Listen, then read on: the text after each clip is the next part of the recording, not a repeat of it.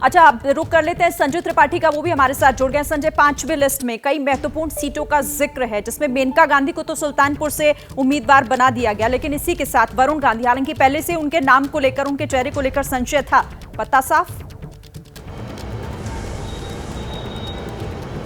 बिल्कुल साफ पत्ता, क्योंकि जिस तरह की बयानबाजी वरुण गांधी लगातार कर रहे थे, अपनी ही केंद्र की सरकार को लगातार कटघरे में खड़ा कर रहे थे, और उनकी ये बयानबाजी कहीं ना कहीं उन पर भारी पड़ी, क्योंकि भारतीय जनता पार्टी का न केवल जो प्रदेश नेतृत्व है बल्कि केंद्रीय नेतृत्व भी लगातार उनकी इस बयानबाजी को लेकर के नाराज था। और जब टिकट तय होने की बात हो रही थी, तब बहुत सारे लोग ऐसे थे जिन्होंने खुल करके वरुण गांधी का विरोध किया था। नतीजा ये हुआ कि जितिन प्रसाद, जिनका नाम पहले से ही इस सीट के लिए, इस सीट के दावेदारों में प्रमुख रूप से गिना जा रहा था, जितिन प्रसाद को दे दिया गया। जितिन प्रसाद उत्तर प्रदेश सरकार के कैबिनेट मंत्री हैं। पीडब्ल्यूडी जैसा महत्वपूर्ण महकमा उनके पास है, और कांग्रेस का बैकग्राउंड रहा उनके, लेकिन वो भारतीय जनता पार्टी में शामिल हुए और यहाँ वो चुनाव जीत कर आए, जिसके बाद उनको कैबिनेट मंत्री बनाया गया था। और पीडब्ल्यूडी का महकमा उनके पास है। आप सोचिए शिरीन, जब केशव मौर्य पिछली बार सरकार में डिप्टी सीएम थे, तब ये महकमा उनके पास था, और जितिन प्रसाद को इस सीट से उतारा गया है। और जिस तरह का जातीय समीकरण है, उसके लिहाज से निश्चित रूप से ये सीट जितिन प्रसाद के लिए मुफीद होगी। नाम संघमित्रा मौर्य का भी लिस्ट से गायब है। पिछली बार भारतीय जनता पार्टी की सांसद थी, बदायूं से थी, और इस बार जिस तरह की स्वामी प्रसाद मौर्य की बयानबाजी थी, जो आपने देखा किस तरह से वो धर्म ग्रंथों को लेकर के, हिंदू मंदिरों को लेकर के लगातार आपत्तिजनक टिप्पणियां कर रहे थे, जिसको भारतीय जनता पार्टी ने गंभीरता से लिया। आखिरकार संघमित्रा मौर्य, जो स्वामी प्रसाद मौर्य की बेटी हैं, उनको कहीं ना कहीं अपने पिता की इस तरह की बयानबाजी का खामियाजा उठाना पड़ा। इसके अलावा और कई नाम है। कानपुर का नाम शिरीन बड़ा चौंकाने वाला है। रमेश अवस्थी ये पेशे से पत्रकार रहे हैं, पूरा बैकग्राउंड उनका पत्रकारिता का रहा है, पॉलिटिकल कोई बैकग्राउंड नहीं है, लेकिन रमेश अवस्थी को ये टिकट मिला है। ये चौंकाने वाली बात है, क्योंकि सत्यदेव पचौरी जो कानपुर के मौजूदा सांसद हैं, उनकी वो लगातार पैरवी कर रहे थे अपनी टिकट के लिए। उनके उम्र को लेकर के भी बातें हो रही थी कि उम्र उनकी अधिक हो रही है, ऐसे में उनका टिकट कट सकता है। और तो ऐसे वो अपनी जो बेटी है नीतू सिंह, उसके लिए पैरवी कर रहे थे कि नीतू सिंह को टिकट मिल जाए, लेकिन रमेश अवस्थी को टिकट मिला। वो उत्तर प्रदेश की विधानसभा के अध्यक्ष सतीश महाना का भी नाम इस सीट से चल रहा था। कुछ लोग ब्रिजेश पाठक की भी चर्चा कर रहे थे कि उनको कानपुर से टिकट दिया जा सकता है, लेकिन सारे कयासों को विराम लग गया और रमेश अवस्थी को ये टिकट दिया गया है। तो ये जो नाम उत्तर प्रदेश के आए हैं, आप देख सकती है, एक के बाद एक कई सारे सीट हैं। सहारनपुर से राघव लखनपाल को टिकट दिया गया है। 2014 में मोदी सरकार जब पहली बार अस्तित्व में आई थी, तो उसमें राघव लखनपाल चुनाव जीत करके आए थे। पिछला 2019 का चुनाव हार गए थे, बहुजन समाज पार्टी का प्रत्याशी वहाँ से जीता था। अब राघव लखनपाल को फिर से एक बार चुनाव मैदान में उतारा गया है। मुरादाबाद से सर्वेश सिंह को टिकट दिया, और मेरठ का जो प्रत्याशी है अरुण गोविल, उनके बारे में समझिए बैकग्राउंड उनका भी पॉलिटिकल कभी नहीं रहा, लेकिन जो रामानंद सागर की रामायण थी, उसके सबसे मुख्य कलाकार थे।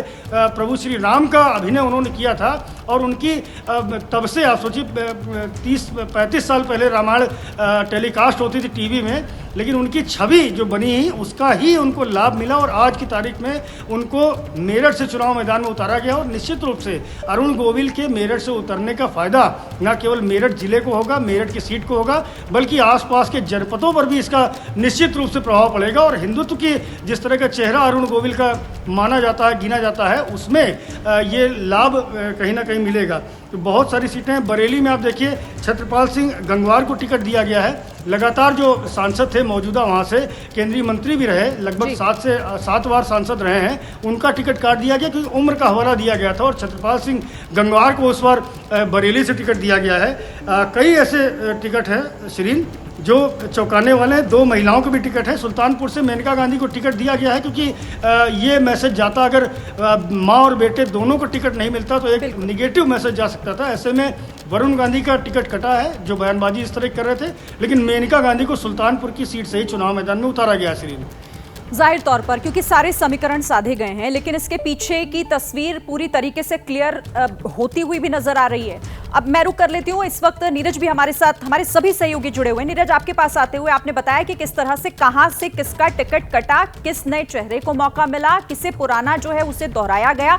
आपको ये स्ट्रैटेजी क्या नजर आती है? जाहिर है 24 में 400 पार का नारा दिया गया है, तो कोई कमी नहीं छोड़ना चाहती है बीजेपी। देखिए, भारतीय जनता पार्टी ने विनेबिलिटी को ही महत्व दिया है। अगर आप देखें तो आज ही 2 बड़ी ज्वाइनिंग हुई। एक नवीन जिंदल की ज्वाइनिंग हुई जो कांग्रेस में 10 साल पहले थे, फिर बाद में वो चुनाव लड़े तो चुनाव हार गए कुरुक्षेत्र से, लेकिन कुरुक्षेत्र से चूंकि वो सांसद रह चुके हैं और 10 साल से इनइफेक्टिव थे राजनीति में। लेकिन आज ही अभी थोड़ी देर पहले जब हम आप बात कर रहे हैं तो ठीक आधे घंटे पहले उन्होंने भारतीय जनता पार्टी का पटका पहना और लिस्ट में उनका नाम कुरुक्षेत्र से सांसद के उम्मीदवार के रूप में है। इससे पहले आधे घंटे पहले ही रणजीत चौटाला जो इंडिपेंडेंट कैंडिडेट थे और कभी इनेलो के सदस्य हुआ करते थे, रणजीत चौटाला को भारतीय जनता पार्टी ने आधे घंटे पहले भारतीय जनता पार्टी में ज्वाइन कराया और अभी वो लिस्ट में हिसार से उम्मीदवार हैं।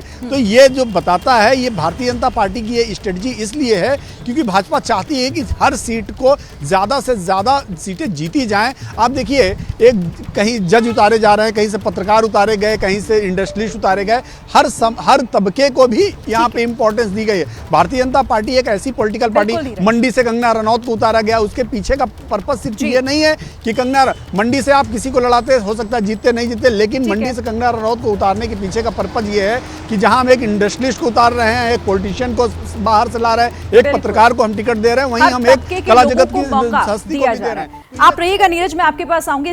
जैसे ही घड़ी का काटा दोपहर 2:30 पे आए, बबीता जी का दिल सास बहू साजिश के लिए मचल जाए। और ये है इनकी बहू, पूरे दिन ऑफिस की टेंशन हो जाए गॉन जब ये करें अपना फेवरेट शो फ्री टाइम पे ऑन।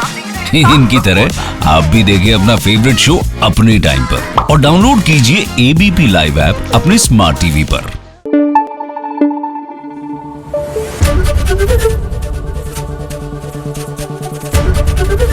एबीपी न्यूज आपको रखे आगे।